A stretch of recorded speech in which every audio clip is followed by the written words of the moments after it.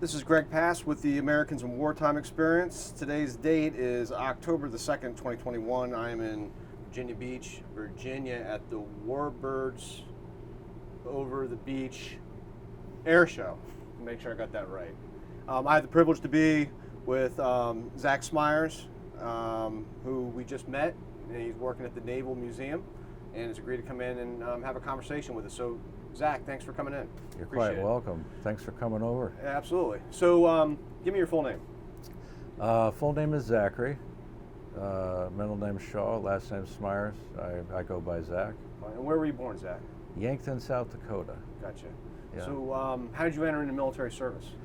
Well, I was fortunate that I grew up hearing my grandfather's stories, who were both World War II veterans. One was in the Navy, all over the Pacific. One was in Europe, in General Patton's army.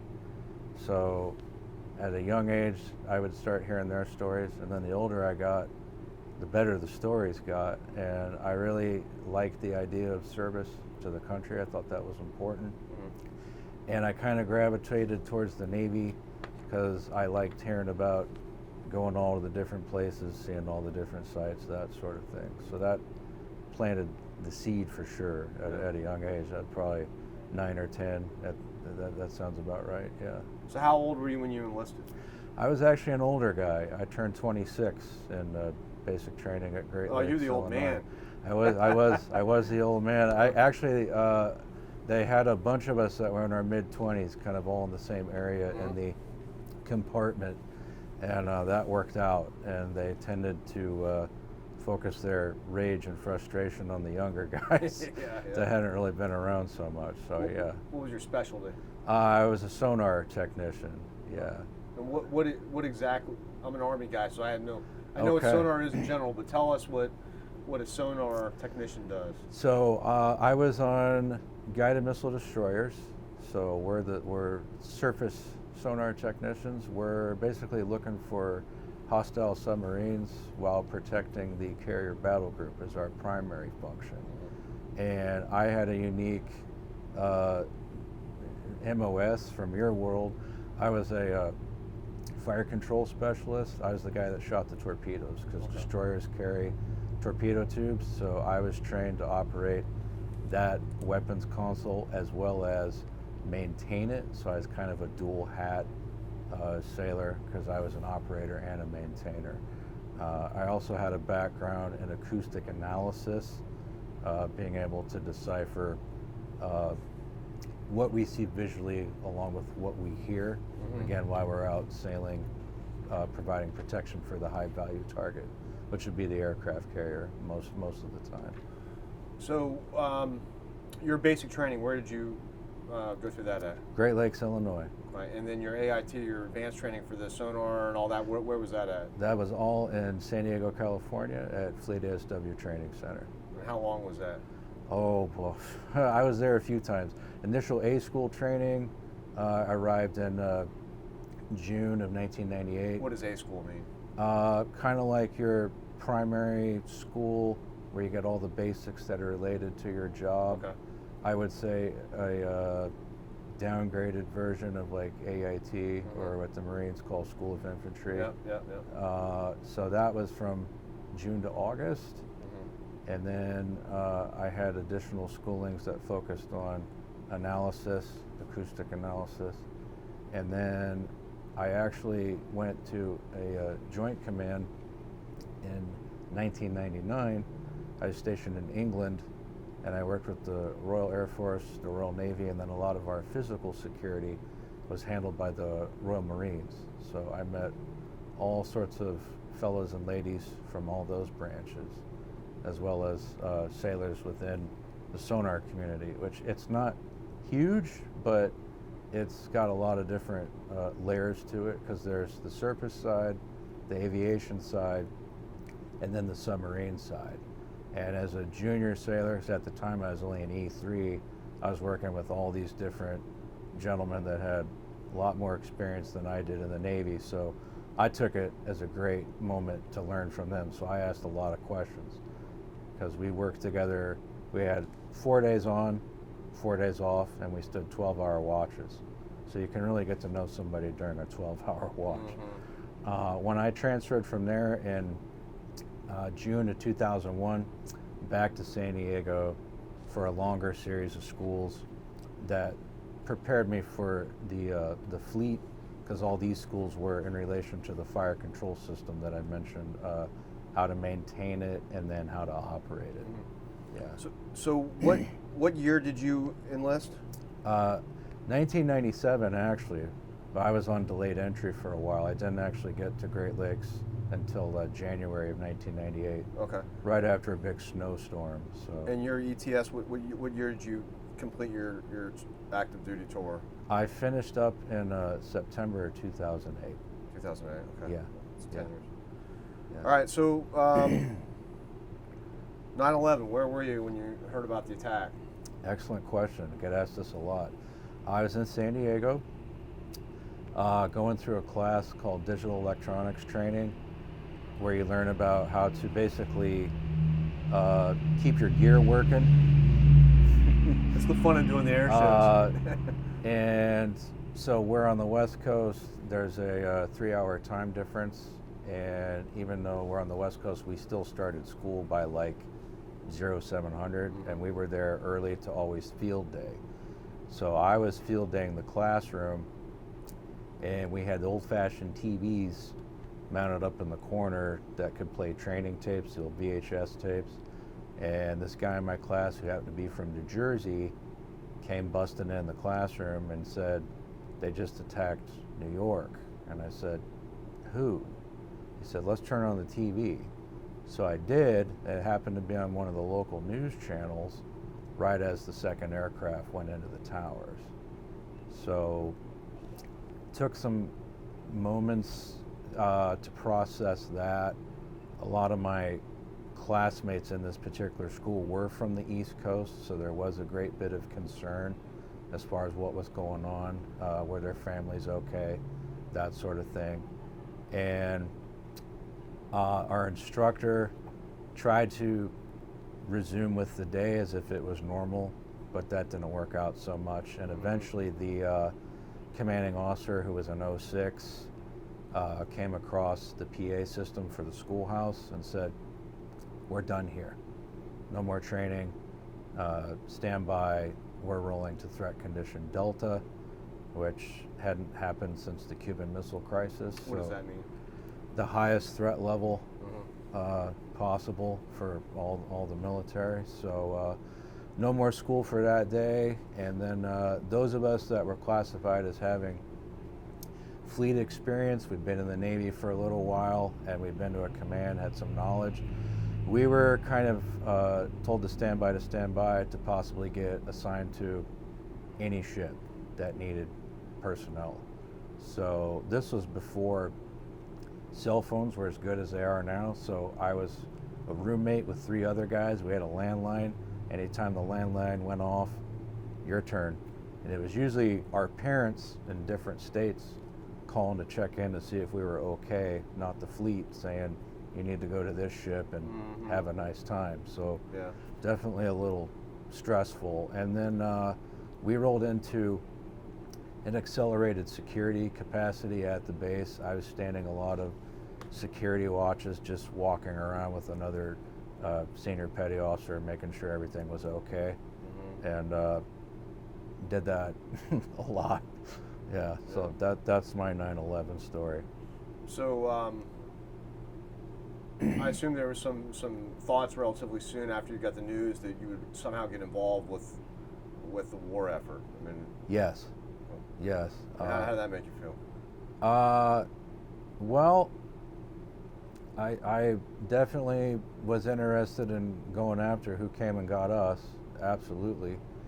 And I had a strong hunch that when I eventually finished my series of schools, which was in the 2002 time frame, that we would probably eventually be making our way over to the Middle East, which we did. And I was on the USS Higgins, which was a guided missile destroyer out of San Diego, and we left on November 2nd. It was a Saturday morning. We left in 2002, in support of the aircraft carrier Constellation. We were part of the Constellation battle group. So again, I don't know a lot about Navy. So, Okay. And even if I did, I'd like you to explain for the people watching. Sure. So carrier group. I mean, Sure. it's not like a carrier just goes out by itself and hangs out in the middle of the ocean. Not There's a whole so bunch much. of support. So Yes. explain to us in layman's terms, like what that fleet looks like, how big is it, and what your role is in that Certainly. big picture. So the carrier is kind of the centerpiece, if you will, and we had 2 guided missile cruisers, 2 guided missile destroyers, a frigate, a little bit smaller than a destroyer, a support ship. Ours was the USS Rainier. They would bring us food and fuel and supplies. And then every carrier battle group has a submarine that, in Army terms, is kind of like cavalry scouts, out ahead, eyes checking. So that's usually your carrier battle group. Several ships with the overall goal of keeping the carrier safe so they can launch aircraft to perform whatever tasking they have. In my case, destroyers, we're typically not too far from the carrier, especially when we're performing a function called plane guard. That means is the destroyer is about 300 to 400 yards behind the carrier. When they're doing flight operations, when aircraft are coming in to land on the carrier, we stand by to make sure there's no emergencies of any sort with the aircraft. If the pilot has to punch out or if the aircraft goes down, we can render assistance. One of my good friends actually was our standby rescue swimmer. If a pilot had to eject during final approach to the carrier, his job was to dive in the water and help bring them back to our ship, and then we'd eventually get them to the carrier. So it was kind of like a free air show, like what we're at now, except it's the same planes. Yeah. So where were you guys? We started out, we made our way to Pearl Harbor, and then we went to Hong Kong, Singapore, and then eventually Bahrain. Bahrain was a sizable staging area for what was eventually Operation Iraqi Freedom. A lot of Navy ships were there to replenish that sort of things, and there were also ships in the coalition were there as well, New Zealand ships, Australian ships. Everybody was kind of there. We eventually made our way into the Persian Gulf, and eventually, I don't remember the exact day, but we got word that we were going to commence with the invasion of Iraq. We were going to provide tactical support. And I remember it was kind of a cold day. It does get cold over there in the early mornings and at night. I remember our captain, who's actually now the chief of naval operations, he's done pretty well for himself. He liked to hold what they call captain's call. Basically, he's coming to address the crew with what's going on. He's very personable, so he did this on the back of the ship, which is called the fantail, the stern area. He came out, gathered around. We gathered around kind of in a circle. He explained what was going on. He himself was a veteran of Desert Shield, Desert Storm as a young upcoming officer, so he'd kind of been there before in a combat capacity, so had a pretty good idea of what to expect for us and made it clear what our mission was going to be, and then we went from there. The shock and awe evolution happened not too long after that. It was nighttime. We received tasking to launch Tomahawk missiles at various targets in Baghdad, as well as all the ships in our group and all the ships in the Red Sea that had the capability to launch Tomahawks engaged targets in Baghdad simultaneously. So tell us a little bit about what a Tomahawk is, the capacity of Tomahawk, and how that played a role during the shock and awe? It's a definitely good asset to have in your toolbox, if we want to use that terminology. My ship in particular carried 94 Tomahawk missiles. This is Higgins? Yes, USS Higgins, yeah. And you can fire a specific one at a specific target, and the accuracy is very high. It is a precision weapon. And basically, you launch a Tomahawk, it goes up really high, comes back down, levels out, and it goes where it's programmed. This is all done by a series of sailors, typically in your combat information center where they fight the ship from. And there's a lot of very careful planning and programming done for each individual weapon prior to its launch. And then when they're launched, they leave the ship, they go to their target, and you stand by. What kind of range? I mean, those things can reach out and touch you, right? I mean, it's definitely what's called an over-the-horizon weapon. It gives you extreme flexibility because you don't have to be, like in the days of sail, right across from your enemy at like 100 yards. I don't know the exact range, to be honest, but I know that they leave very quickly and they get there very quickly. That's so. Again, I'm ignorant when it comes to this stuff. Can you actually be a topside when something like that goes off, so were you able to see? Were you topside when those things were kicked? Yes, I was just coming off of watch and sonar control, where I stood watch as a watch supervisor, and the word was passed, if you weren't on watch and you wanted to go and observe the missile shoot, you could. There were, of course, for safety, certain areas that you couldn't be at, which would be where the missiles are exactly coming out of, which is called a cell. So there's a forward series of launchers and then an aft series of launchers. Most of us gathered in the middle of the ship, and you could see just fine. And when they leave, it's much brighter than the light that we have on now as we make this. And just simultaneously, we launched, I want to say 15 that evening. That was just us. And then keep in mind, everyone else that had that capability fired as well. So to this day, I don't know the exact number that landed on time on target in Baghdad, but they did. So, I mean, that's got to be motivating, seeing something. I mean, what was how did you feel? What was everybody else's general sense when those things were going off? People cheering? I mean, a lot of that. I for myself,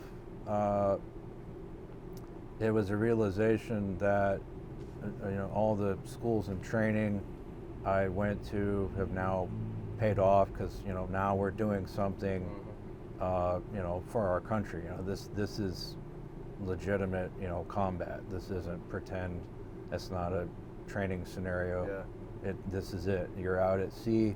You're on a warship. You're firing weapons, and you're standing by. So, yeah.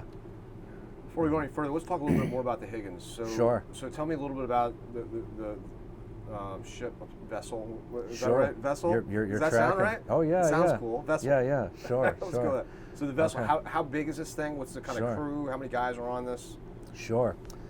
So it's an Arleigh Burke class destroyer, named in honor of Admiral Arleigh Burke, who made a name for himself during World War II as a destroyer officer. The Higgins itself was number 76. The class began with 51. 51 was the very first Arleigh Burke in the class, so we're a little bit up there. The ship was named in honor of Colonel Rich Higgins, who was a Marine Corps officer. He was abducted in Lebanon during a tour there with the United Nations, and eventually he was assassinated by his captors. So our ship was named for him, and we took that very much to heart. We flew the Marine Corps flag 24/7 when we were underway, in addition to the American flag. And the day that we left for deployment to the Persian Gulf, his wife, Robin, who's also a retired Marine officer, came to the ship and shook everyone's hand, wishing us well. That's 335 hands that she shook before we departed. The ship has 94 missiles in the cells. Has a 5-inch gun, one 5-inch gun. We carried the Harpoon anti-ship missiles. Now that range I do know, those can get out to about 75 to 80 miles and are specifically designed to take out surface ships. We carried a sonar suite, that's my world. That included the Mark 46 Mod 5 torpedoes. I can fire off 3 torpedoes in probably just a little over a minute's time if we're in a situation where we have to take on hostile submarines. We also had the ability to land helicopters. We did not have our own helo hangar, as they call it, to accommodate a flight crew, but we could land helicopters and refuel them. A lot of times they brought mail, and they also could come and work with us if we were in an area where we thought there might be hostile submarines. Worked a lot with helicopters from the carrier air wing. Yeah. The ship itself was 505 feet long, not too big, but decent size, and very high speed, can go in excess of 30 knots, which I have done, and you'll get where you need to go quickly if you're going to that speed out in open ocean. Absolutely. So, living conditions, are you you have your own bunk, or you sharing bunks? How does that work? Had my own rack. I was in the what they call the combat systems berthing. Combat systems is made up of the sonar guys, fire control guys, electronics technicians, and there's about 77 in my berthing, and the bunks, we each had our own bunk, and they're stacked 3 high. So if you're tall, you get used to sleeping on your side, like I did. Yeah.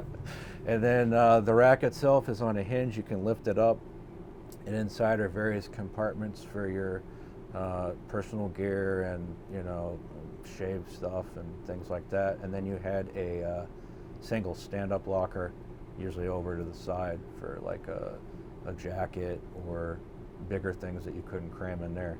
You get really good at folding when you live out of a rack. So, yeah. So, your shifts, when you guys went from right before the war to when the war was going off, were you working extended hours? How did that work out? Normally in the sonar world, when you're underway, you have 24 hours of watches. Somebody's always on watch paying attention. Typically we had 5-hour watches, like for example 0700 7 a.m. to noon, and your team would usually about 4 people, 5 people depending, and then you get relieved and cycle through. So in a 24-hour period, there's a few different teams stand on watch. While we're on watch, we have communication with anybody on the ship. During this operation, we were constantly monitoring comms to, keep in the loop what was going on. That was mainly with all the watchstanders in the Combat Information Center, because everybody in there is paying attention as well. Yeah. So. Does it get hectic in there? Yes, very much so.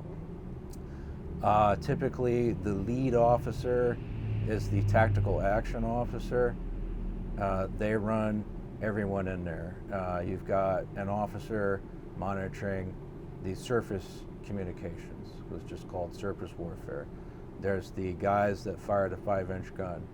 2-man team. One has what's essentially very similar to a video game joystick to operate and fire the weapon, and then there's a sailor that operates a camera mounted on a center line for spotting shots if the 5-inch was to be fired. In our case, it was not. They were kind of sad about that. They were hoping to get some trigger time, but it didn't work out for them. Yeah. And then there's the other the warfare areas, air warfare, the electronics warfare guys. It's a whole team in there.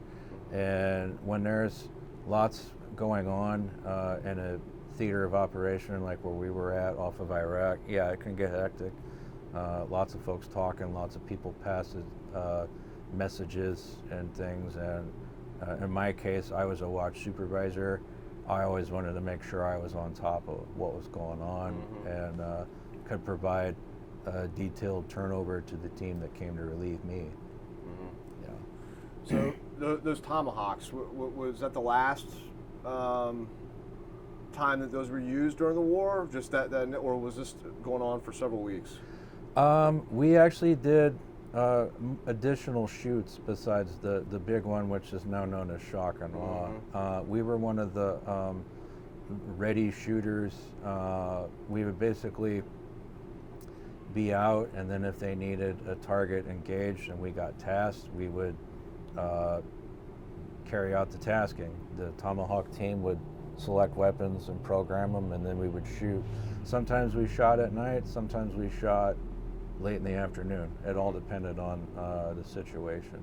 Were you guys pretty much stationary in one spot for your tour over there, or were you guys moving around constantly? We were pretty much shooting and moving. Never too far from the rest of the battle group, but if we were engaging targets, we wouldn't stay in the same location. Yeah.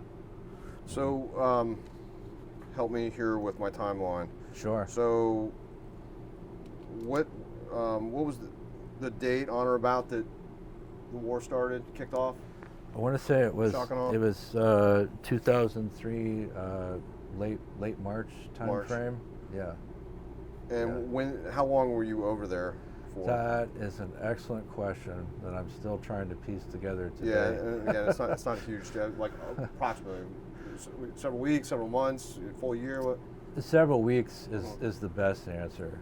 I know eventually we were ordered to leave station, and we essentially made our way to Singapore. To this day, the total amount of days that we were on station, I don't recall. Okay. Yeah. Family. How did you stay in touch with your family during the operation? Well, we were fortunate in this century, or I guess the last one, email, and then regular mail. Sometimes we were not allowed to have outgoing communications to protect the ship and its mission. So we could receive incoming message traffic. We couldn't send out any message traffic. So there sometimes would be a gap between being able to touch base with my parents or my, at the time, girlfriend. So you just kind of make the most of it. Yeah.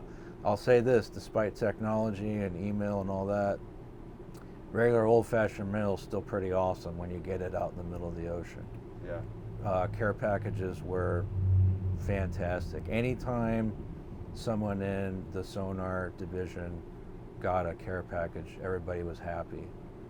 And typically, especially if they got baked goods or beef jerky was popular, it was always shared amongst the group. So, yeah. So I've interviewed some guys, particularly some guys from World War II, that told me, I forget what it's called, but there's some ceremony if you cross a certain line, they bust your chops. When you cross the equator. Did you do that at all in your time? Yes, I did. So tell me about. I guess they don't. I guess we shouldn't use the word hazing. I guess, but Sure. tell us about it. Sure. So the Shellback Ceremony, Yes. which is a very big deal because it goes way back in naval history. It actually goes in your service record. Does it really? Yes, and I actually have both of my Shellback cards on me right now in my wallet. Until you cross the equator as a sailor, you're referred to as a dirty, slimy pollywog because you have not. And once you do, the fun and games begin. And you go through a series of evolutions, and it's a long day, but once you reach the end and see King Neptune in his court, which for King Neptune they pick the oldest enlisted sailor, which in my case was my Master Chief. He's an E9, like a sergeant major. Yeah. And they pick the largest physically not so fit person to be the royal baby. So we had this engineer who had a sizable midsection, if you will. He was the royal baby. And there's a guy there representing Davy Jones, because Davy Jones is a nautical figure from days of old. And then the ship's doctor who would administer magic elixir while you pleaded your case to the court to become a shellback. And the magic elixir, my friends, was the sriracha hot sauce. Doesn't go down so smooth. That's great. Eventually, King Neptune makes his decision, which goes something like this: rise, honorable shellback. And then you get to get up off your hands and knees, because that's where you spend most of the day doing various things. And you get to rise, and you are now part of the long tradition of crossing the equator and being a shellback. Yes. You say you have it on you? Yes. Do you mind if I see it? You may. I will dig it out. Let's see here. Let me make sure this is the right one. That's my second one. There we go. Right there. That's cool. Yeah. I actually have a larger, it's almost like a painting. You get a certificate.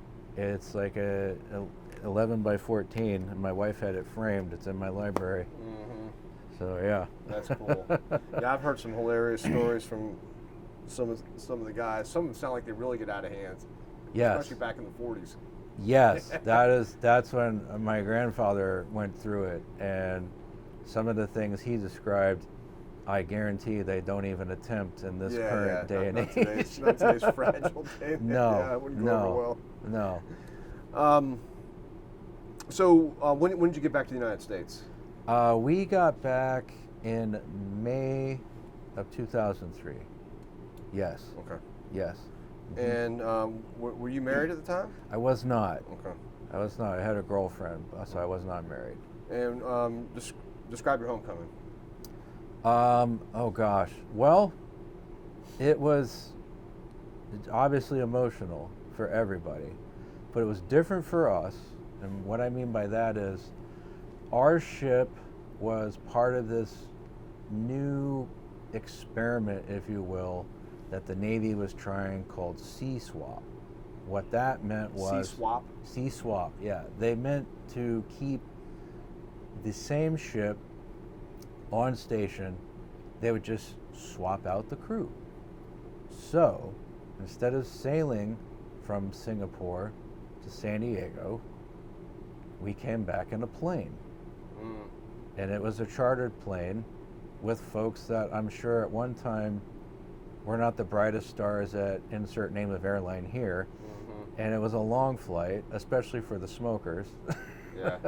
We went from Singapore to Guam, Guam to Hawaii, Hawaii to San Diego. So I like to think of it as I went to war and I returned home like a tourist. Yeah. But absolutely emotional. Even though we didn't come home like sailors normally did, we still came home. Same principle. And lots of emotion. You know, obviously we're all very happy to be back home. Everybody's happy to be alive. We didn't have any casualties. And definitely, I can't really think of a better bonding experience, because the crew to this day, everybody's very close. And I'm pretty certain that will not change. So there's my homecoming story. Yeah. So you, when did you get out? You got out in 08? Yes. Okay. Yes. So, as I alluded to at the beginning of the video, we're at a military event right now. So a lot of young kids here. You have your own booth Yeah. for your museum. Yeah. If a kid saw your hat or your shirt and knows that you're a vet, says, "Hey man, I'm thinking about joining the Navy." Sure. What advice would you give him to succeed for service in the military? Excellent question. I would say, first off, do some research. And by that I mean talk to veterans. Talk to veterans from the Navy. Talk to veterans that did different things in the Navy. Figure out if there's something that interests you. Chances are there's probably a job for it in the Navy, because there are so many jobs. And definitely do it at least once. By that I mean, not everyone is destined for perhaps a 20-year career or a 30-year career or whatever, but at least give it 4 years or 6 years and then see what you think. Because if you don't at least try and then you never do serve, be it the Navy or the Army or the other branches, I have a strong suspicion that you'll probably regret it in your older years when you're no longer physically able to. So that would be my advice. So, a couple months, we're going to send you a copy of your video, and Sure. We do recommend that the veterans, if they choose to do so, they send it to the Library of Congress, a copy of it. Sure. Theoretically, that video will be there as long as the United States government still stands. So hopefully, Right. 200 years from now, one of your relatives, great grandkids or whoever, might stumble upon the video. What would you want them to know about your service to your country? Excellent question. Something that I absolutely am overjoyed that I did. I have no regrets, and definitely is a very important part of my life, especially since I still work for the Navy, and I'm blessed in that I get to tell the Navy's story through history. And that, to me, is pretty hard to beat when you get to do something that you truly enjoy as your career. Yeah. Good answer. Well, on behalf of the Americans in Wartime Experience, I thank you for taking the time to sit in here and tell us your fascinating story. But more importantly, I thank you for your service, my friend. Yeah. Thank you. You betcha.